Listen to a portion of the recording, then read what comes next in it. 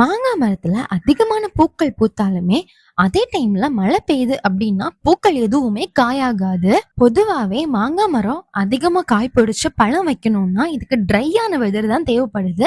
இந்த ட்ரையான வெதர் தான் ஃபிளாரிங் ஹார்மோன்ஸ தூண்டி விட்டு அதிகமா பூக்கள் பூக்க வைக்குது. அதுவே அதிகமான மழை இருக்க டைம்ல ஃபிளாரிங்கான ஹார்மோன் ரெடியூஸ் ஆகி இலைகள் அதிகமா உற்பத்தி ஆகுறதுக்கான ஹார்மோன் தான் அதிகமா உற்பத்தி ஆகுது.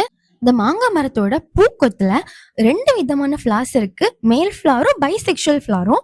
இந்த பைசெக்சுவல் ஃபிளார் மட்டும்தான் நம்மளுக்கு மாம்பழத்தை தரக்கூடியதா இருக்கு. நாம மாங்காய் நடவு செய்யறப்ப அதிகமான பைசெக்சுவல் ஃபிளார் இருக்கக்கூடிய ரகங்களா பார்த்து நடவு செஞ்சோம்னா அதிகமான மாம்பழங்கள் எடுக்கிறதுக்கான வாய்ப்பு இருக்கும். பொதுவா நீலம், பங்கனபல்லி இதெல்லாமே அதிகமான பைசெக்சுவல் ஃபிளார்ஸ் இருக்க ரகங்களாகவும், அல்போன்சா மாதிரியான ரகங்கள் லோ பைசெக்சுவல் ஃபிளார் இருக்க ரகங்களாகவும் இருக்கு. இயற்கையோட ஒத்துழைப்பும் போரான், சிங் மாதிரியான சத்துக்களும் தேனீக்களோட நடமாட்டமும் அதிகமா